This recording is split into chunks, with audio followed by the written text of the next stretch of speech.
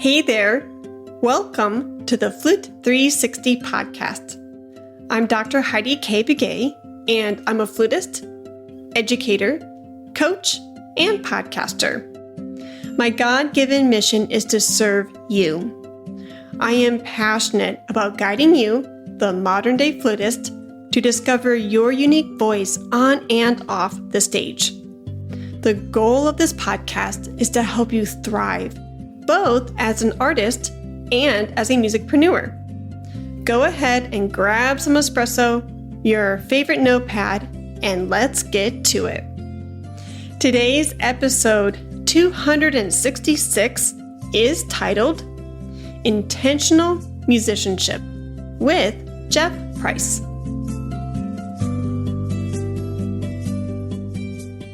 Are you looking for the perfect flute or piccolo to take your music to the next level? Look no further than the Carolyn Nussbaum Music Company in Plano, Texas.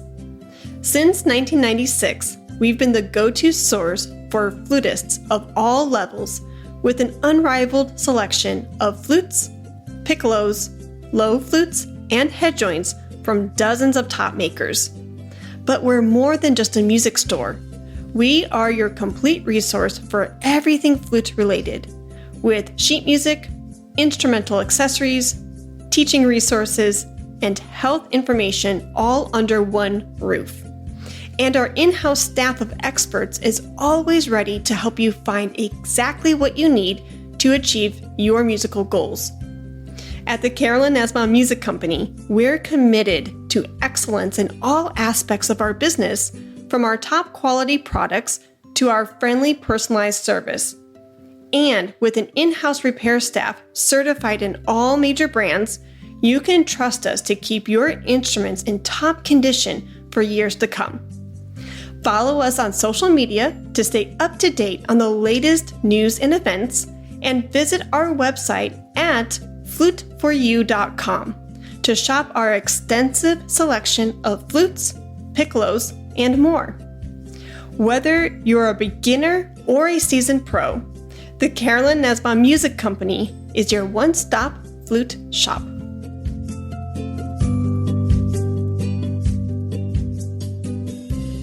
Hi! Hi, Heidi. How are you, Jeff? I am so glad to be in the Heidiverse. Oh my gosh. Well, I'm glad that you're in this space with me. Thank you so much for joining and carving out time for us. No, this is going to be a blast. I can't wait to see what kind of fun things happen to come up today. Yeah, so many things. I think it's so unique, like what I was saying with the Voxer. I think it's so unique that how our paths have crossed. I think that is very unique, and I haven't been able to highlight a very special relationship like that through 360 before. And your military background and like everything you're going to be doing through your podcast with the storytelling and the intentional musicianship, I really want to highlight that because like it's very much S360, but it's very new from a very new perspective. And with your background, I think it would be like a breath of fresh air for my listeners. Well, let's see if we can do it. Are you ready to go? We'll give it a shot. I'm ready. I'm glad that you're ready. No, but thank you for being here, Jeff. And I so appreciate so far like our friendship and just seeing how our paths have crossed. And I can't wait to introduce you to the listeners. And for you guys, the 360ers out there, this is my dear friend, Jeff. And we met actually outside through a different podcasting platform. And it was specifically through Kelly Reardon's podcast, Outside of the Box. And she was so sweet to introduce me to her people through an episode. And Jeff just so happened to listen to that episode and he reached out. And since then, the rest is history. We became friends. He noticed that Eric and I had a podcasting company. He wanted to start a podcast for his world and for his career. And here we are now, full circle into the Flute 360 world. And I couldn't be any happier. So thank you, Jeff. Oh, I'm so glad to be here today, Heidi. This is going to be so much fun because when we get together, I don't think we're going to be quite like you and Joanna So, but we're going to be close because I think it'll be a lot of fun. Yeah. I'm glad that you like that series. She is a fantastic young lady. Yeah. And Jeff actually, because of that outside of the box show between Kelly and myself, he actually was so sweet to start tapping into the episodes through Flute 360.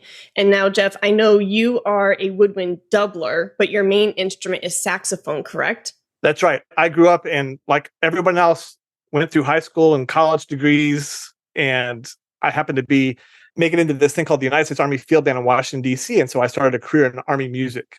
And then, around 2005, had a hand injury, which is a whole different other story. And we have some fun things we'll have to talk about in this small time together, where I decided to make a career pivot. And that's a great word for you because you're the pivot monster. You're the one that helps us all see the forest for the trees. But a lot of us, we've been doing it forever. Musician, I think last week, an episode from when we were recording, Arthur Brewer was just talking about musical pivots and things that people do during their professional lives because the music's within them and they're not going to give it up. And no matter what happened with a hand injury thing, I was going to give up anything with music. I just had to pivot a little bit. And now, as I'm a little bit older and I've retired from the military and I was an adjunct professor at a local school, they closed the program down. It was time to pivot a little bit. And as I was discovering that, going back to Kelly, the interesting thing and why I connected with you is Kelly has a great ick factor. What a great voice. And I think she's up to podcast number 20 she was putting out today that she was so excited that she made it that far. And she's just interviewing great guests. And you were one of the early people that she was able to do. And at the end of that, you said, you can just reach out to us. And I did. And I had no idea how quickly you would respond, but it was exactly like what you do with, like, you have the pivoting musician with Garrett Hope, exactly what you said with that, and exactly what you said on the podcast. All you had to do was reach out, and people were there willing to help and encourage and be there for you. And it was great because I had some nice talks with Kelly, and I just chatted with her the other day on Instagram. And so she was encouraging my efforts, and I told her that we were connected and everything. And she was so excited because it all came from the podcast this way. But, we had common themes because you had talked about in that podcast about your faith and making decisions and things and how it's so important in your life. And when anybody shares their faith, I was like, oh, rock on. That is such a bold, fierce woman. I would love to get to know her. And so that's, one of the things. I just wrote a little note, and then we wrote another note, and then another note. And then we happened to do a small introduction call to just see if maybe we'd like to work together. And I thought it was a great idea. And so then you had a big podcast package that you and Eric had developed with your new production company, the Red House Productions. And so I was one of the early adopters, I guess. And so I jumped in on that. And as a consequence, I have now Eric producing my podcast episodes. And I'm now an Accelerator Program member to be a part of the community, just because it's not so much that I need you, even though I do. It's that I want to support you because you guys are so great and you're so encouraging. And I think along the way, and I will let you talk. I'm practically peppy in every way. No, you can literally have the floor. But I think for me, and maybe a lot of people listening, you just need a little bit of encouragement. And I think you're the master of encouragement. It's funny when we're doing a little social media posts and or if I'm like a little delayed, you just know the right way to push me on a Voxer message or to say, are you going to get to that? Are we going to meet your goals? And it's always done in a way that I sort of know what you're talking about. Maybe I need to get back on the ball, but it's always so helpful. And I think anytime you're in a professional process, that's why people are in school. They're paying someone to encourage them and to train them to be better in whatever fill in the blank applicable field that they're doing. And so now as an adult learner, which that's, where I am, and a continual learner, it's like I'm back in school. And I joked right before we got on, I just said, I can't wait. I'm going to be into the Heidi verse. And I think that this, when we talk about Flute 360, I tell you what, Flute's my worst double. And one of the great things about my hand injury is I don't have to play flute all the time anymore because it doesn't work to play flute. Okay. But I tell you what, everybody has a story. And I've been surrounded by amazing flutists my whole life. And even in the Army Field Band, I had Susan Schultz, Bob Zern, Nan Raphael, Dana Tan, Kendra Betcher, Jennifer Nitchman, Natalie Boyd, Diana Powers, Kadion Hojadi, and Sean Owens were there when I was there before I became a bandmaster in charge of small little Army bands.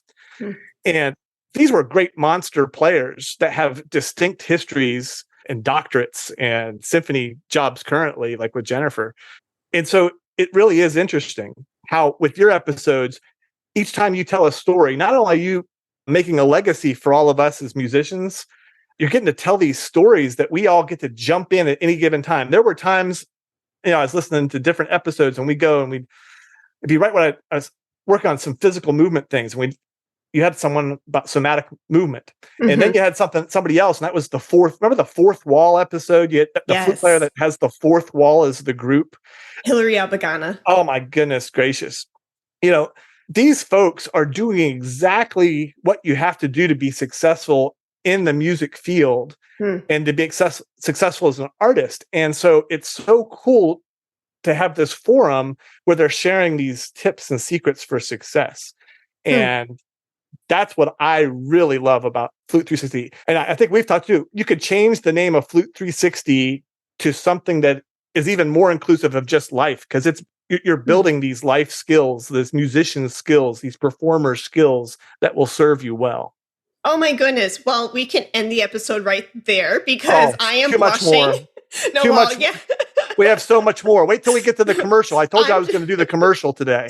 Yeah. I'm just on a massive high right now. Oh my goodness. I am blushing from ear to ear. Thank you so much, Jeff, for all of those kind words.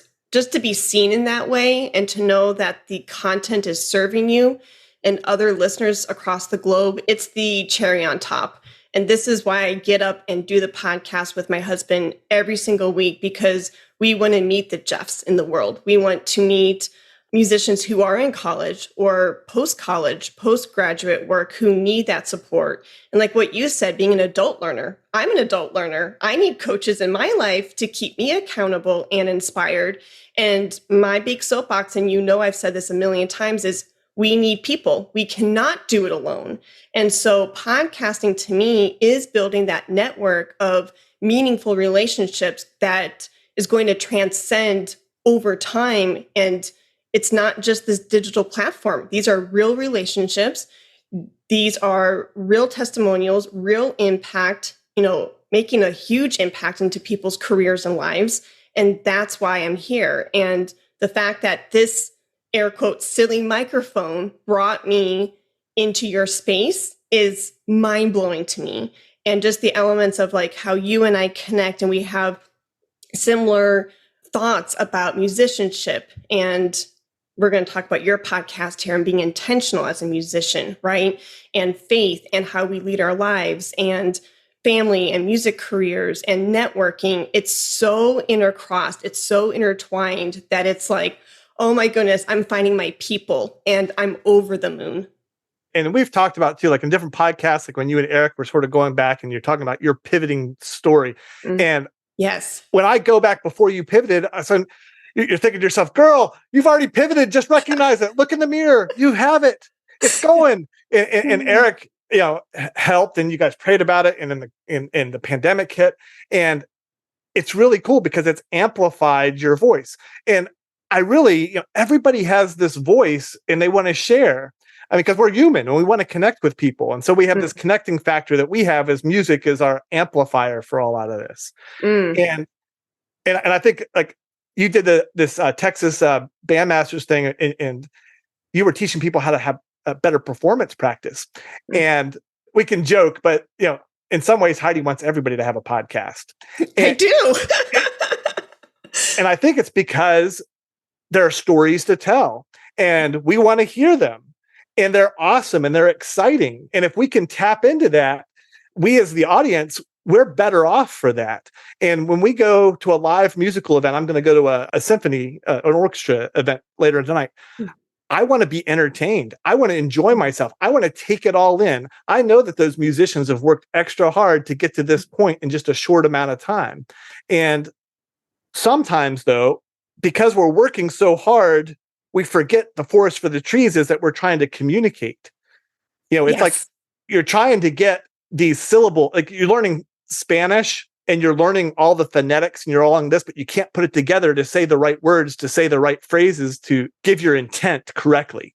And so I think like when you think about podcasting, as you were teaching this young flutist how to communicate on stage, it's because you were helping her to tell a story verbally that then she could take to her flute.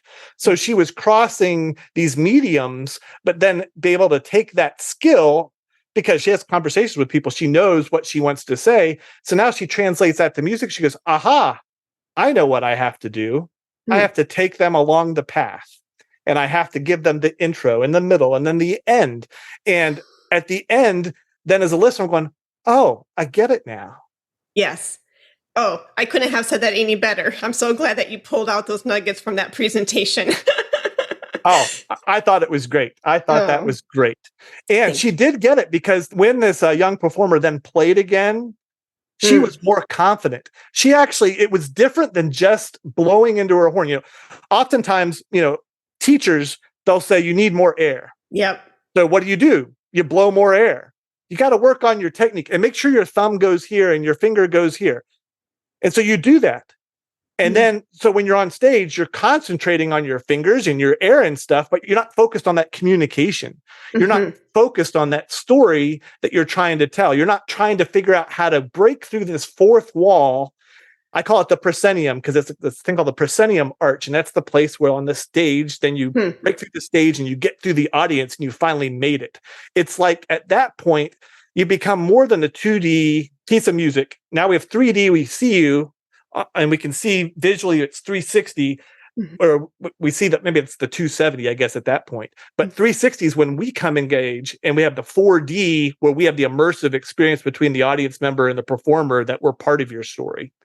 And I think that sometimes we miss the opportunities as musicians to bring the audience into our story because we're so worried about telling the story as opposed to just, you know, taking all these factors in and doing what you do with your best friends, that you just could be yourself and you relax. And then you're realizing that the audience, they're relaxed, they're engaged, they're wanting to be there. Sometimes it's like that performance anxiety or those phobias and things that we sort of work up. We sometimes have to remember it's just a human to human connection and we're all the same. We're just people. Yeah. Oh, beautifully said. Yes. And even that human to human connection, just thinking about like the music on the stand, that was written by a human. And then you, the musician, you're a human performing that music. And then you are then portraying that story on stage to another human in the audience. And so then it comes to life because we forget, you know, that Mozart, Beethoven, these were great men. And then women composers and up to, you know, modern day composers, these are actual people who sat down pen to paper to relay a story, to relay a thought for us to portray it to our listeners. So it's that human experience all the way around. And you're right. I want everyone to podcast, and I'm selfish about that because, well, I'm not selfish about it. I just know the benefits to podcasting. And you're right. I want people to tell their story, just like a composer tells his or her story through the music, right? I want them to tell their story, but then artistically, like what you said from the Texas Flute Society presentation, what ends up happening is by telling your story through your voice and being confident, hearing the inflection of your voice, the tone of your voice, being able to articulate idea beginning, middle to end from your voice, your human body, your human voice is your primary instrument. If you can do that deep work and really focus on what you want to say from this realm, then when you put that flute, saxophone, clarinet up to your face, it's just amplified. That's your secondary instrument, right? And so then podcasting gave me that realization, and it helped my performance anxiety. It helped my students' performance anxiety. And then because of that human connection, then relationships are formed, creative and financial opportunities unfold. And there are so many layers to this. That's why I want people to start up their own podcast, because it could really change the trajectory of your musical career. It's mind-blowing. You said this recently. You own the content. You own the platform. Yep. Yep. And so consequently, you're not censored in any particular way because you can be true to yourself. And because everyone has a story, not everybody's going to be nearly as peppy and perky as me. I get it. It's a curse. Jeff is really perky. It's a blessing and a curse. People say, what's your strength? And I'll give them, well, I'm pretty optimistic. And then what's your weakness? Well, if you don't like that, you're not going to like it in 5 minutes. Trust me. I love it. Yeah. Yeah. I feel the same way. It's like, well, I'm really energetic and and I am really peppy. So there's a plus, but if you don't like it, well, it's going to be a problem. But think about if we have 8 billion people and who we're connecting for and how unique we are, you end up gathering in these groups. And I know another thing you say is like your net worth is your network kind of a thing. Mm-hmm. And you look around the people that have made you and inspired you and built you.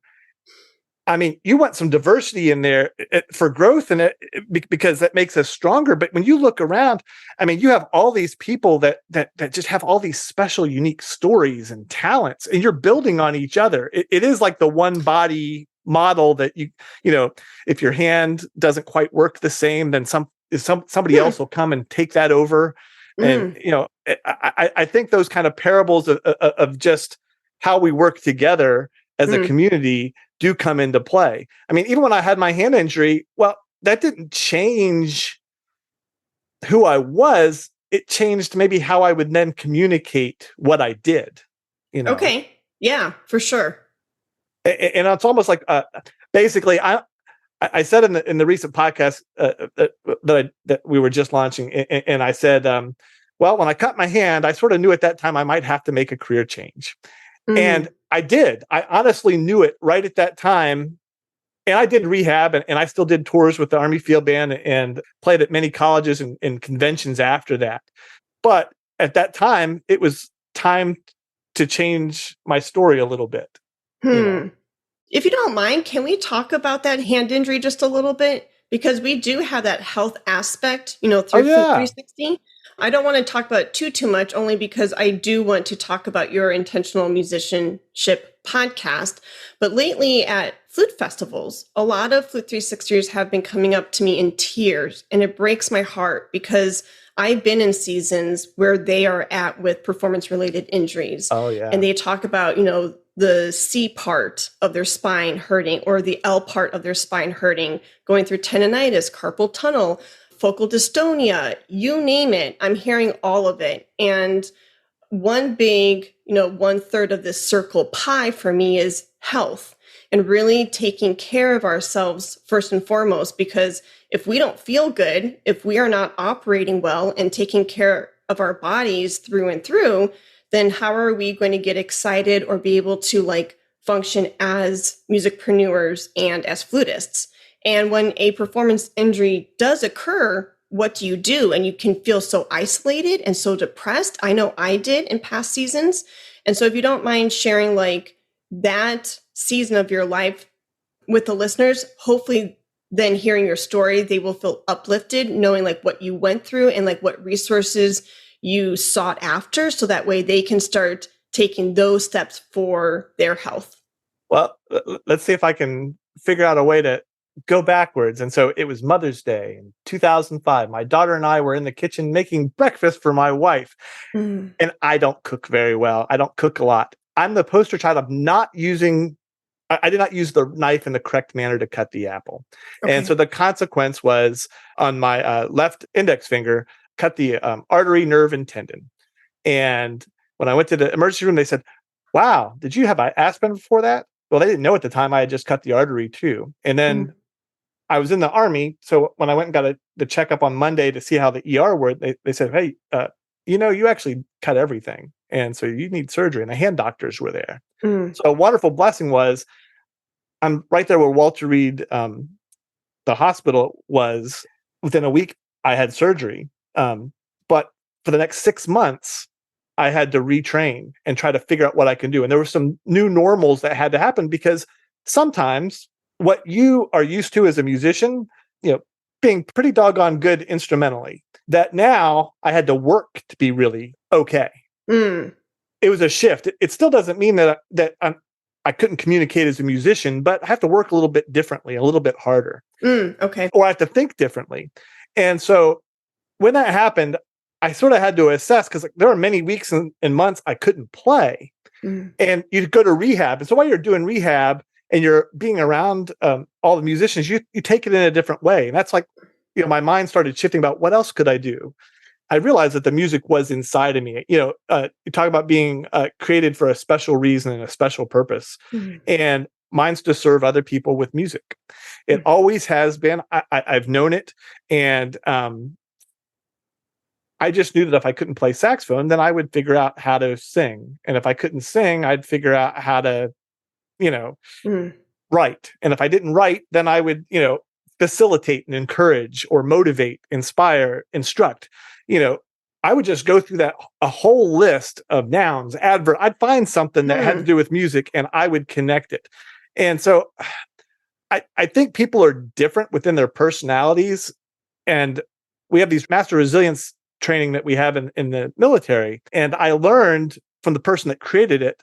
And I think her name was Rebecca Cornum. And she was someone who was shot down during the original Gulf War. And she was a female flight surgeon. And when she crashed, she said, a lot of people aren't built and wired like me.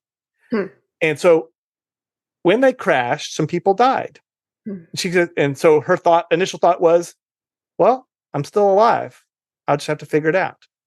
And then she had like a broken arm or something. She goes, I have a broken arm. Oh, my legs still work. And then she was taken into captivity. She goes, well, it's better than being dead. And then, unfortunately, being a female, she was taken advantage of. And through all of these struggles and all these things, her mindset was maybe more resilient than others just because of her personality and her makeup. She's wired a particular way.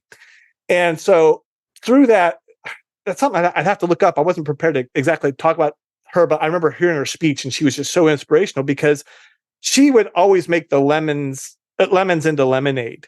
Yeah. And some of us have a little bit more of a mindset. Doesn't mean we're not down and we don't get beat up just like everybody else, but we approach things differently.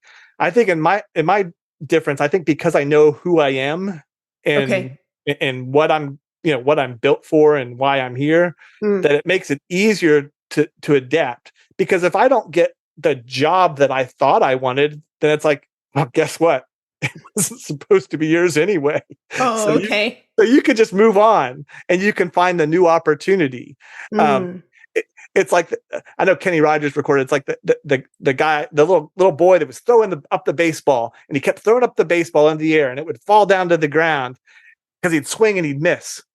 And so after strike 3, he goes, wait a minute, I'm not a hitter. I'm the best pitcher in the whole world. I just struck myself out. So, it's interesting. The musical pivot that I had to make, was that I became a bandmaster in the Army. And I learned and grew in new ways that I never thought possible. Now, hey, you talk to my old soldiers and stuff. I am not the best bandmaster and leader and person in the whole world, but I did my best and I worked and I helped and I encouraged and I did everything I possibly could. And I was still able to give and I was still able to participate. And I hope in many ways that the legacy for those things, I know I've grown from this, but hopefully other people have too.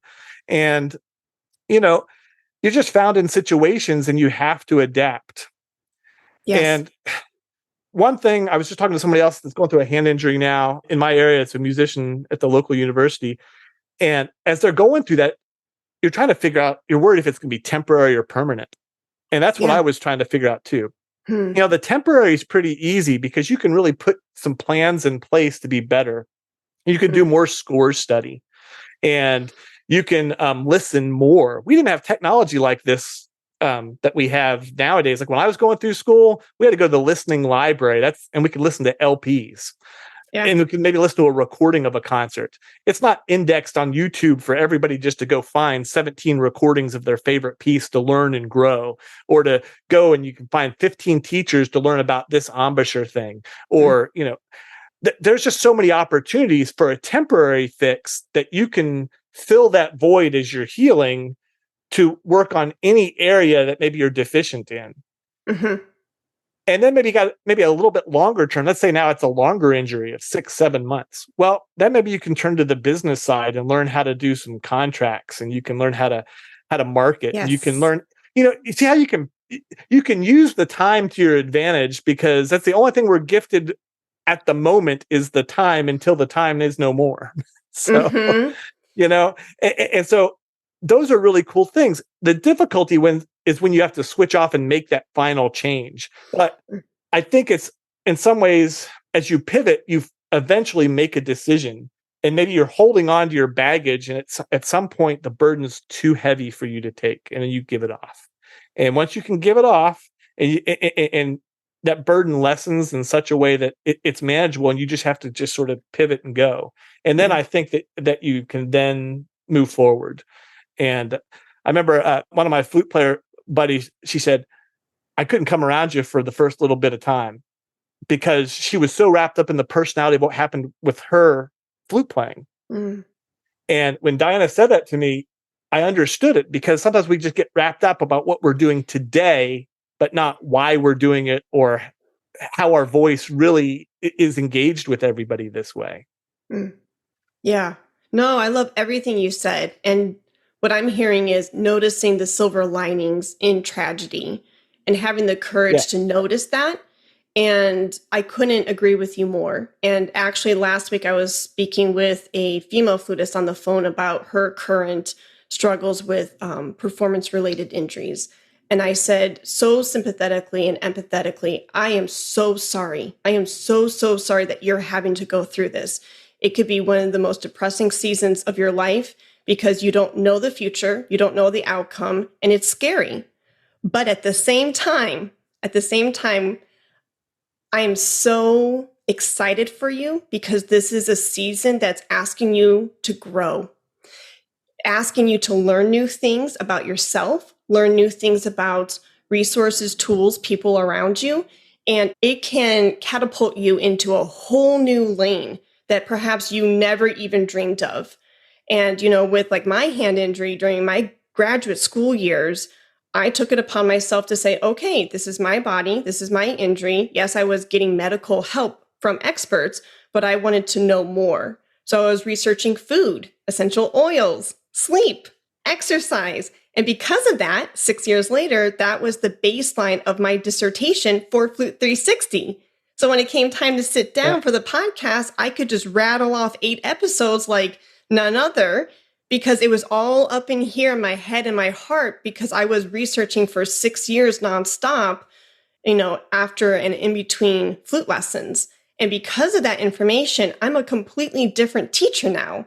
And so when people call me saying that they're in pain, I first and foremost say, I'm not a medical doctor, but do your research. And this is what I know. Oh, use some frankincense. Oh, use some lavender. Oh, use some coconut oil. Oh, and I can rattle these things off because I lived it. So if you're in that season, acknowledge your pain. Yes, it's a real thing, but at the same time, be courageous to say, all right, what can I learn from this? Yeah. And think about it, Heidi, in these episodes, when you're talking about pivoting and you've talked about injuries, people, even if they're pushing through it, they have a little chip on their shoulder. They're a little, why is this happening to me kind of thing.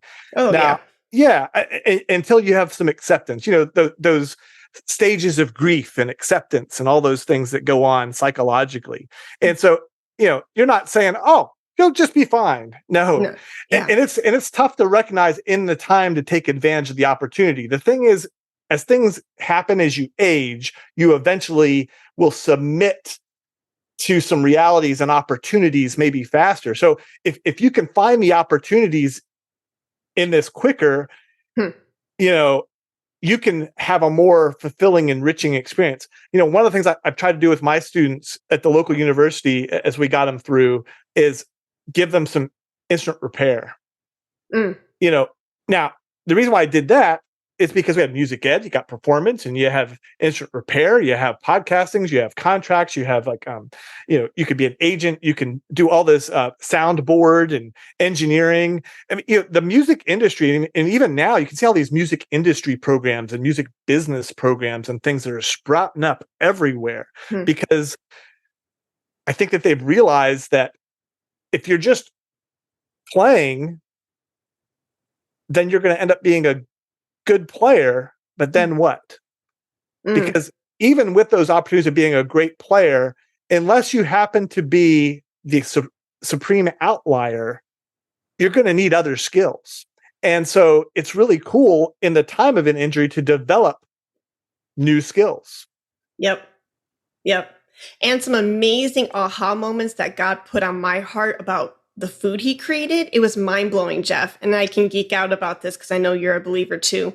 But he showed me one time as I was researching food, how food resembles the part of the body that it helps. So like a walnut, if you look at it the way it's halved, it looks like a brain. If you look at a mushroom, if you turn it to its side, it looks like an ear. And I was eating a walnut and he put that on my heart and I was like, get out of here. You even thought about that in the design of your food for our bodies. And I would have never had that aha or realization if I wasn't in that season, depending on him and his knowledge and wisdom and asking him for his support to get me through that. And for him to drop in those gold nuggets to ease my heart, to ease my pain, it was just mind blowing. So things like that showed up for me, and I'm so thankful for those visions, more or less. No, and Heidi, like I'm the people person's people person. I'm the extrovert's extrovert. If I talk to someone, I get so much from it, and I think it's like that sense of community and belonging because we're created to support one another and to help one another and serve one another. And so when I had my hand injury and stuff, just like taking it back to a hand injury, but we met, we've communicated, we've talked, we've encouraged, we've motivated each other. It's a great thing. It doesn't take much to link in with someone and to start developing a relationship. And so even when I was going through the rehabilitation process, I was someone that hurt myself with a knife. You know where I rehabbed? In the middle of all the war injuries at Walter Reed. You talk about humbling and inspiring and motivating. Here, I didn't use a kitchen knife the right way, while these other people had bravely gone into the unknown and some things happened to them that now they're having to recover from, and to watch them work and grow through that.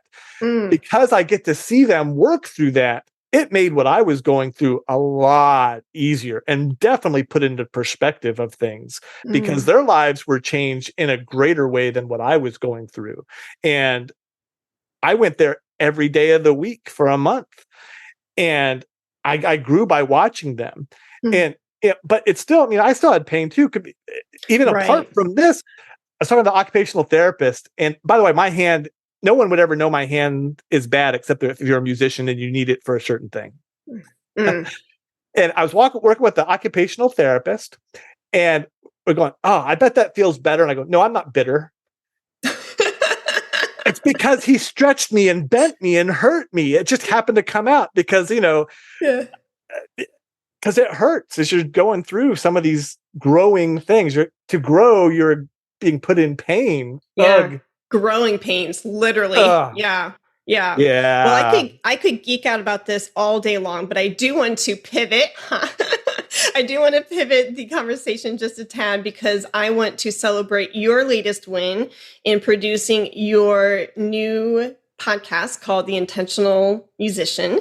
And I would love for you to tell the listeners why you came to this place and decided you wanted to start your own podcast, what it's about, and how you want to serve your people and your tribe. Okay, I'm going to give it my best shot. But first, we're going to have a commercial by the Carolyn Nussbaum Company. And the reason why is because when I had my hand injury, I met her. And because some of the players in the Army Field Band had been North Texas graduates, and she was too. And then she started her company. And we were at a convention. Somehow I was talking to her and I let her know that, well, I just can't play flute because I can't bend my hand anymore. And she said, you need to contact me. You need to call me. Here's what we can do. Huh. And she personally said, this is how we can adapt your flute. This is how you can do this. And this was back, she'd been business less than 10 years at the time. Okay. And it's one of those funny things. I didn't know how amazing that was that she offered this so freely, this information and this advice. It was so encouraging. It was very service focused because she didn't know me from anything. And that's why every time she comes on as a sponsor, I'm encouraged because I remember that story that freely she came up to me and was just talking to me just about me, my hand, my needs. How can I serve you? Wow. Talk about full circle. I didn't know that you knew Carolyn. She wouldn't know me from anything. She would only know me because of the people that, basically I do everything in my life because of the people I'm around. It's not because I've done anything unique. It's because of the flute players that she went to school with at North Texas. Okay. Oh, and because the field band was always at every flute convention and a Texas Band Masters or a Midwest. And so however that circumstance was on the floor in a booth, we just struck up a conversation and she struck me forever because of how she spoke with me. Oh my goodness. I love that story. And that does sound very much like Carolyn, to put others first, to listen to them, to talk with them. And she's very nurturing in that way. So that was back in 2005, you said? Yes. Wow. That's unbelievable. Well, I'm so glad that your paths crossed, and the fact that you were able to be uplifted from her and for her to talk about, perhaps solutions, this or that. I'm sure it was very encouraging. Yeah. That someone would give of their time and to share their expertise. And I think, as we're talking about, well, what do you do when you go through something? Well, the great thing is there are helpers everywhere. There are encouragers everywhere. Bingo. And it doesn't take much. Now, Mr. Rogers grew up he's up here in Pittsburgh where I was, and he actually spoke at my graduation many, many years ago at West Virginia University. And he always says, in tough times, look for the helpers. And it's something that always strikes me. If you're from this area and region of West Virginia and Western Pennsylvania, we grew up on Mr. Rogers, but those kind of words and sentiments, true. You look for the helpers and you look for the encouragers. And that's how you try to live your life to help and serve others, because I think it helps us grow together. And so this podcast idea came about because I guess you're on a Venn diagram tangent too. It all comes back to all the good things. I am. When you're trying to find out what the marketplace is like and what the marketplace needs and what your special, unique skills are, I've just noticed when I go in and I do juries for college musicians that they're so worried about playing a wrong note in front of their professors and that the rest of that panel. Yep. And I get it. I remember playing for Wilfred Kajala when I was at Northwestern, and he was the person on the panel. It was so cold in February at Northwestern, and the theater was really cold, and I played so flat. And he just wrote on the sheet, you got to figure out how to get it in tune. But anyway, I bring that up because, you're so worried about how people are going to do that. Now, I get it because they have a job to do and they're trying to tell you what you did. Here, you missed this note. You played this wrong. You did this. But it's really about that impact of that performance, that you're actually having story time with the audience. You're communicating with the audience. The audience is going there for an event, a time that you're going to be together with that performer on stage. So I thought to myself, somehow, some way, I wanted to start this thing. And it needs to be how we have to focus not on just the technique of things, but on the overall presentation of things, which has the stage presence and it has the performance practice included too. We have the storytelling and we get to that audience engagement so we can have this inclusive performance. And so, we've been brainstorming. I've been brainstorming a long time. We were trying to think of what things we might call this. And we decided that it was going to be intentional in nature because it's deliberate and it's focused. You have to actually act. It has to be a physical and mental involving thing. So it's intentional musicianship. And so, sure, if someone wants to talk about musical notes and how to play your flute this way and your embouchure this way, I can give you a lesson or we could help you on clarinet or saxophone or flute. But I already know you have helpers for that. And what we're trying to do with this, and what I'm trying to do, is like tell a story and frame this in a way that makes it easier for people that, we're going to try to supplement those studio teachers and those performers that maybe get wrapped up over just on one side of the equation and try to bring it together. Now, you see this with rock bands and all the time, because you have social media and you have all these things and you have these events created and they're looking for the way it looks and looking to make sure the sound and the stage and the lighting, we're so used to that because these highly produced shows and things like that. Well, we have to do that within our personality and within the constraints of our budget when we communicate on a stage. It's almost like we're MTV unplugged when we're doing classical music. And for those of you in the old days, we had music videos, very highly produced. And they were a thing. They were a thing. Everybody had these great videos, and you can still see them on YouTube. They're still there. But then they had this unplugged where people could just strip away all those things that sometimes we think we need to make the show really special, and they break it down to that human aspect of what's really important. And so we want to make sure, for example, that your dynamics and your articulations actually make it to the audience. Are you flexible enough to play in these diverse settings, whether it be a small little chamber concert in a parlor or like of a small house, or now you're in a big echoey cathedral, or you're in a big concert hall? Are your motions on stage hindering or enhancing your performance? I just got a text right before we started talking, and a graduate student that I know, she said, "Oh, it's great. I'm all set to give my give my recital coming up for my master's degree." But the instructor said, "I want you to focus on performance practice." But it wasn't performance practice playing; it was performance practice engagement.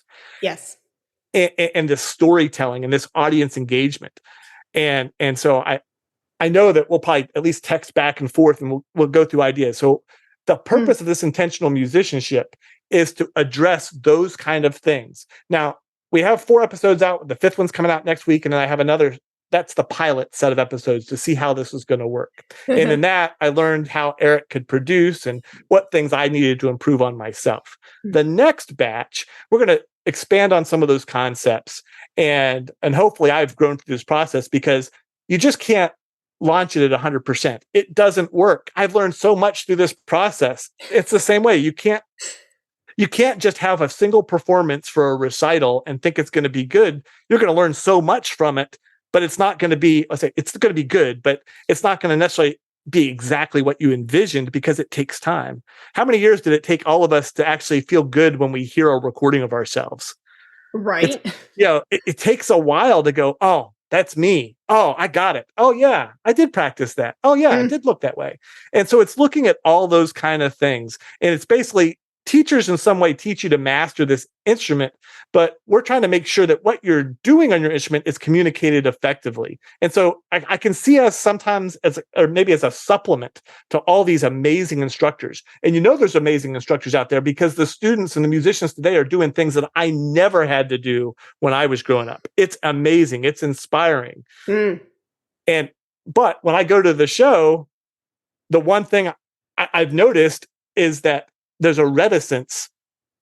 It's almost like we've invaded the performer's territory, where it's not. It's a cooperative event that we're there together to be a part of an event. Yeah. Going back to what you were saying with juries, and there are a lot of students who listen to Flute 360. So I totally empathize with what you're saying with that tunnel vision of the jury, the saxophone, the woodwind faculty, the clarinet, the flute professors. They're on this jury. They're listening to my fall semester performance. They're out there pen to, paper with grades, and, you get 10 points for tone, 10 points for technique, and you go down the list, right? So I think, and I don't want to speak for students, but I think seeing my own students, they can get so tunnel vision on that score. And so to them, since you brought up like, there are two sides of the equation here. They think and in their minds, they come up with this conclusion that, oh, the score is like directly related to all the notes I got. If I played a wrong note, then, X marks the spot. I had to play all the right rhythms and da-da-da. And yes, we want to play the right notes in the right time with a beautiful tone and being in tune. Yes, that is part of the equation, correct? But the other part of the equation is, did you have that impact on your listener? And I think we can, as teachers and as students, we can get so tunnel vision on like, let's get all the right notes, da, da, da, but then we focus so much on the thousands of details on the score, but we forget to sometimes back up 10 steps or so and ask our one big why, or focus on that one holistic idea that you are conveying as a performer. And I think that's why performance anxiety skyrockets, because we're so focused on all the thousands of details.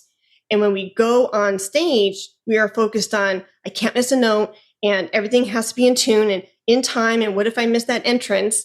And then we put so much pressure on ourselves, right? For all of those things to happen, for all of these amazing results to happen. And we're not focused on the task at hand. And the task at hand is to make beautiful music, to make an impact on someone's heart, to have somebody, transcend time, take them away from that moment in, Dallas, Texas, and for them to reminisce about the past, for them to just breathe a sigh of, that was beautiful music. Thank you for taking me away.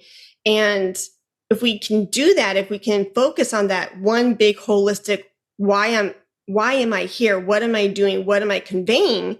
Then the thousands of details that you worked out in the practice room, they will take care of themselves because you've done the work. But think about how many juries and panels and auditions that you've been on or you've been a part of. I've sat on tons of hiring committees. We don't really care about wrong notes. I mean, there's an acceptable level, but people are human. They're going to make a mistake. I was a professional. I have a squeak that's still living along somewhere, Salt Lake City Olympics. I was playing a clarinet solo. It's somewhere bouncing between the mountains somewhere. It went off and I have no idea. I couldn't control it. It just left and it is still floating around somewhere out there. And I'm still here. I'm still doing music. I'm still involved. And, when I think of those panels, it's like you're thinking of them and maybe you're thinking about the metric involved. When I look at the metric, sometimes it's like performance. How did they look? Did they convey the message? It's like 10 points. And then the rest of it's all the technique. It's like 10 points and 90%. So when they look at the metric, maybe they're looking at the wrong metric. But then it's funny because if you do this for a long time, they give me a score sheet. I've done it so long, I don't really pay attention to the metric as much. I pay attention to how they actually impact me. And what I mean by that is like, are they communicating? Are they their best of who they are on that given day? Because there's always going to be a better player. Mm-hmm. Yep. There's always someone, four people play the same piece. We're going to do Chaminade. There are going to be four people that play Chaminade in different ways. They can all be effective. They can all be awesome. It's almost like, you don't have to be better. You just have to tell the story and be authentically true to yourself. And you're growing as that musician. And I tell you what, at the end of that jury, if you've prepared well and you've communicated well and you've improved over time, how could you not if you've improved on technique and stage presence and all these things, and you present yourself in a confident way, you're going to be great. Check. You're good to go. Yeah. Yeah. I couldn't agree more. Yeah. And you think about now, you get to an audition. I've been on all these audition panels, like in the field band and stuff. And I get it. There are discriminators and personality quirks and things that happen on the day of an audition that the panel might just want to go a different way. You can't control what you can't control. Yep. And I think that even the thing about the intentional musicianship is if you practice intentionally to tell your story and you adapt and you can be deliberate in how you're doing this, and you've trained yourself to be able to adapt and be flexible and shade your dynamics differently. And okay, you know what? When this is happening, because I'm in this hall, I'm gonna have to change my vibrato speed. Oh, you know what? I'm gonna have to play louder here because the hall's different. Oh, it's really dry. I'm gonna have to change my articulation to get it to be put across. Oh, now I'm in front of the audience. So besides a blind screen, I have a person. Okay, I might have to then physically engage them with my eyes. I might actually move my foot and give a little tension and create something as I play to create that emotional response with the listener. If I practice these things intentionally, then I'm going to be more flexible. So when the audition panel or even the jury panel says, could you go back and could you do it like this? I remember auditioning for the field band, it's the blind screen thing. And then you had the finals. And in the finals, I remember I played like a French saxophonist with lots of vibrato. Like one of my mentors, Marcel Mule, went to Fred Hemke, went to me. So I'm a grandson of this style. So I'm from West Virginia. It's a French hillbilly accent, and it just was a warbly vibrato. And it sort of fit and everything. They said, could you play that again without any vibrato? I was able to, and fortunate. That was one of the reasons why I was selected. And that's because I trained myself that I could adapt to what was needed. And I've been in other panels with high quality musicians and great universities around, and they came in and they auditioned and said, they're still great. They're still amazing. But on that given day, they were asked, could you do this? And because they hadn't trained for that, they couldn't adapt to that. And that wasn't someone that we could use in that particular setting, because remember this one oboe player, she was so great. It was her second time doing the audition, because sometimes like the vacancies would just stay open because they wanted whatever it was that they wanted. And I remember having to tell the oboe player, I was the proctor that day, and they're going to make the decision. I was there, and they said, you just didn't get it. And so she's asking me, well, why didn't I get it? You did everything. I was a proctor the previous time too. And I said, you did everything the panel told you to do, except the other person had an it factor that just, it couldn't be described. And it was that communication. It was the presence. Technically, this person did everything right that didn't get the job. Sure. But those are complicated things with everything. But you can control the things you can control. And one of the things you can control is music is a very active, involved thing. And it's not for passive people. Being a musician is one of the most engaged things you can do, because your entire body is engaged all the time. Maybe that's why there are so many performance injuries, is because it's hard to be in a place where something's not engaged. I see. And Yeah.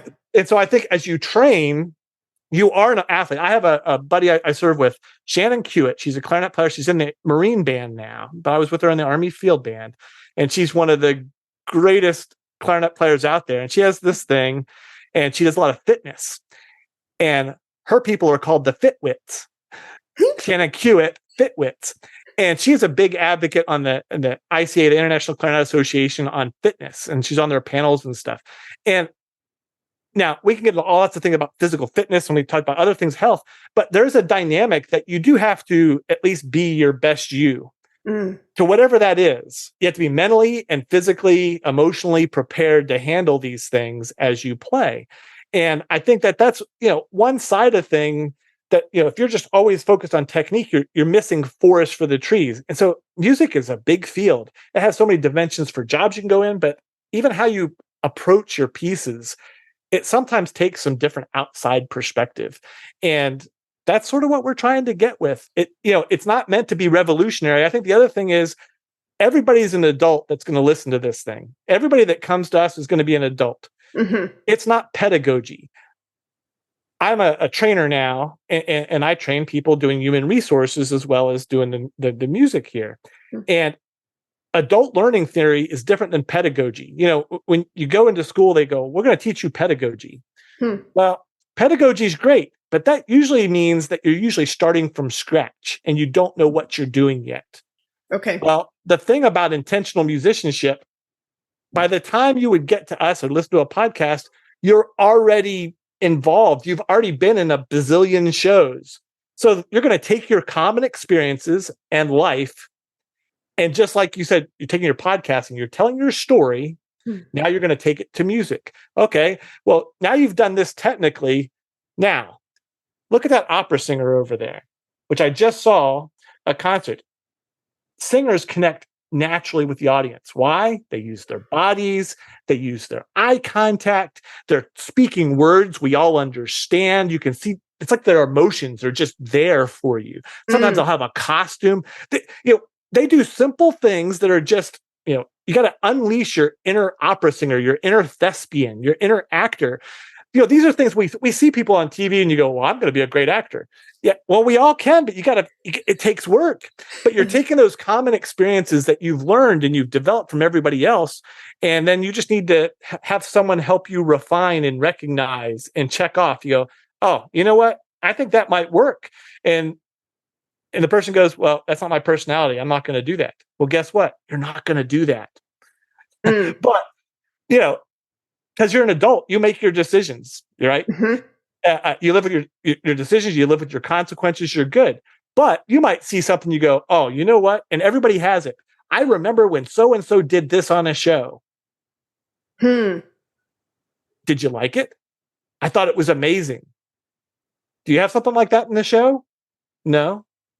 Why not? Well, that's just them. Well, does it fit your personality? Yes, I'd be great at it. Let's figure out how to put it in the show. Ooh, yeah.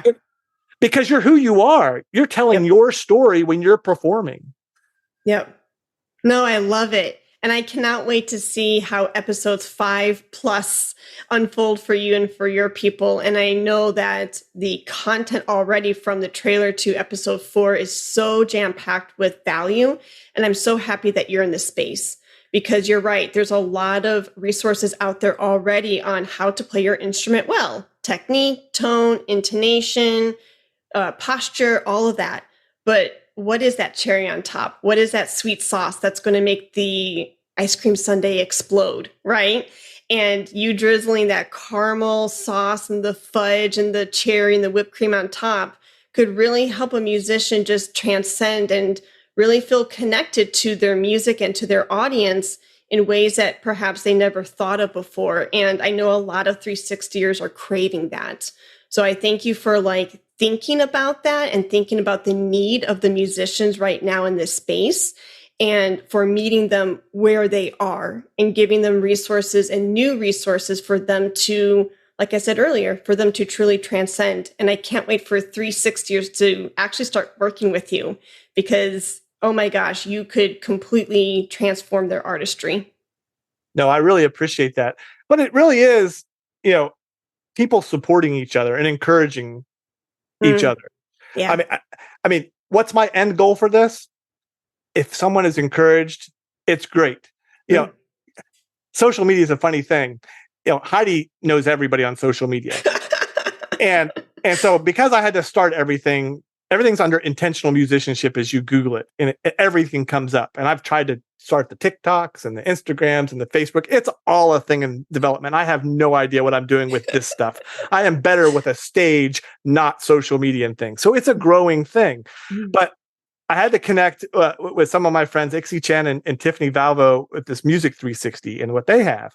And I've done some things with them too. And Heidi's friends with them too. And so they did a post, and Heidi clicked, yes, that's a really good thing. And I think in this one, I think we're just talking about, you got to put it out there. You got to give it your best. You can't worry about what other people are involved, and how they're going to judge you. You have your own story to tell, and people are just there to help and encourage you along the way. Yes, beautifully said. Well, Jeff, as we are wrapping up, can you share with the listeners where they can find your podcast and all that jazz? Well, because I do what my mentor says. No, it's on Libsyn is the carrier, but it's at all your major podcast things. You just have to look at intentional musicianship. If you're like me, you'll sometimes spell musicianship wrong, but that's why I have a hand injury, so I have an excuse. But If you Google it, it will show up first with the Google intentionalmusicianship.com. And then we have all the other pages that it's a work in progress. We'll see how it goes. I love it. Well, thank you so much. And I will see you Saturday. And for those of you who are interested in Jeff's new show, it is called The Intentional Musicianship, and he's doing a fantastic job already. He's founded LLCs and he's gotten websites and he's branded it really well. So congratulations on your launch, Jeff. No, thank you. And, the reason, because I want to support you and Eric so much, is that encouragement factor, how you build people up. You do the same thing for the Flute 360 accelerators. And so doing this pivot that you're staying grounded to who you are, but you have so much more to tell as you've been given these responsibilities. So you can still be the awesome flutist, but now you have this awesome communication message that you guys are sharing too. And I'm glad to be a client, and because it's a nice compliment. The way you and Eric work together and the way you encourage everybody, it's so great. It's very complimentary. If you've never worked with Eric and you've heard him on the podcast, Eric has this strength about him, and he's just so calming. Where Heidi is full of energy and encouragement and motivation, Eric does it, but it's a completely different thing. And I remember talking to him, and I told you about this, that he just, when you have issues, because we can take care of that. Don't worry about it. It's the way he says it and the way he listens and the way he communicates with you. You're in good hands. And so I appreciate everything that you do. And I also appreciate the risks that you take to put yourself out there, not only on the podcast, but financially, and the investments that you're taking as a business owner. It's so incredible. It's something to look up to for all the musicians around, because it's something that we can all aspire to be like you. And that's a good thing. Oh my goodness. Well, I'm blushing again, and I'm just like baffled on, and that just, those words say so much about your character and who you are as a person. So thank you for lifting me up, and thank you for your encouragement, and the fact that part of this message and these messages are actually being conveyed and they are transcending gives me a peace of mind. It's like, oh, okay, wipe the sweat off my brow. All right, like it's going through. And I'm so glad that, again, that impact is there. And I love encouraging people. It's something that God has given me a strength to do and a talent to do. And I love doing that. So no doubt. Yeah, thank you. Mm-hmm. Thank you for being my encouragement. Thank you. Thank you, Jeff. And I'll see you Saturday. Talk to you later, Heidi. Thank you for listening to the Flute 360 podcast. If you want to be a part of a flute community that you can call your own, please join me and other 360ers in our private Facebook group. Here, we hold discussions that matter to you, share our latest victories, and support each other through our musical endeavors. All you have to do is click the link below to join our private Facebook group called Flute 360 Family. See you soon. Let's talk about flute.